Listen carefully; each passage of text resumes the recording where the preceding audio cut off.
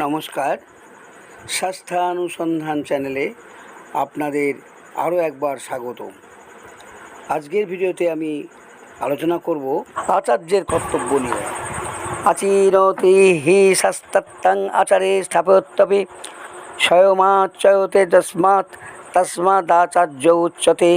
মনুসংহিতার 1:88 সূত্রে লেখা আছে, যিনি শাস্ত্রকে অধ্যয়ন করিয়া তাহার অর্থকে চয়ন করেন এবং যিনি আচারবশত তাহাকে আচার্য বলা হয়। আচার্য হলেন সমাজের মস্তিষ্ক স্বরূপ। তিনি শিক্ষাগুরু, বেদাধ্যাপক, পুরোহিত।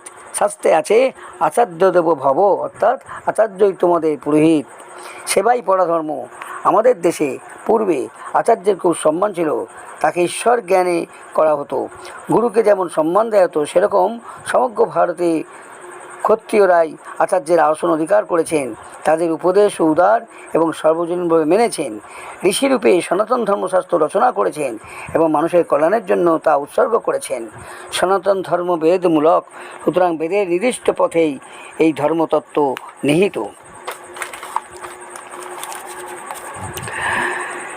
বেদের বিশাল অংশ জুড়ে রয়েছে নানা যাগযজ্ঞের প্রসঙ্গ অনুষঙ্গ।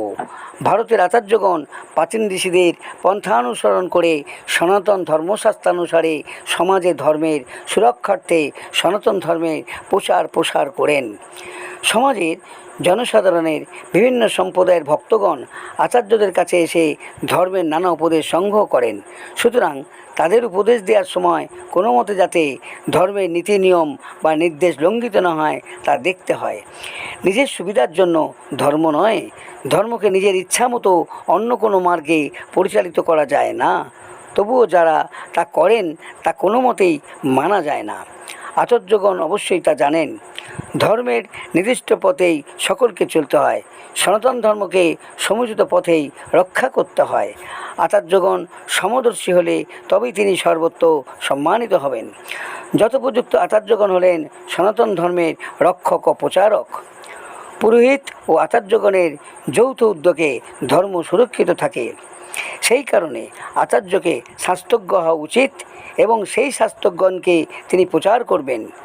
স্বামীজি বলেছেন, আচার্য দিবেন, শিষ্য গ্রহণ করবেন, কিন্তু আচার্যের কিছু দিবার বস্তু থাকা চাই, শিষ্যের গ্রহণ করিবার জন্য প্রস্তুত হওয়া চাই।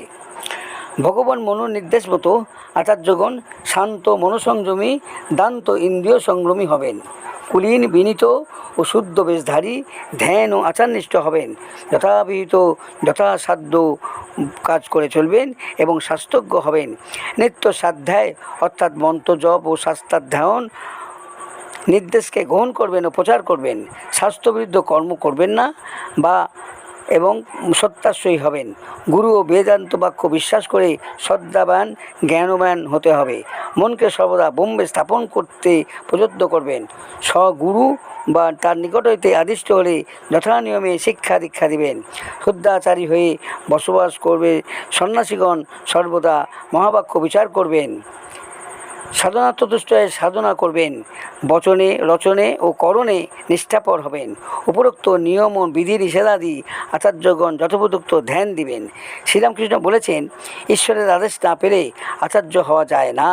পুরাণ প্রবক্তা স্বামী বিবেকানন্দ বলেছেন, যাহারা নিজেরা ধর্ম লাভ করিয়াছে, কেবল তাহারাই অপরের ভিতর ধর্মভাব সঞ্চার করিতে পারে। তাহারাই মানব জাতির শ্রেষ্ঠ আচার্য হইতে পারে। তাহারাই কেবল জগতে জ্ঞানের শক্তি সঞ্চার করতে পারে। যে কর্তব্য সম্বন্ধে বলা হলো এতক্ষণ। ভিডিওটি ভালো লাগলে লাইক, শেয়ার ও সাবস্ক্রাইব করে দেবেন এবং সবার প্রথমে আমার এই ভিডিওটা পাওয়ার জন্য পাশে থাকা বেলটা বাজিয়ে প্রেস করে দেবেন।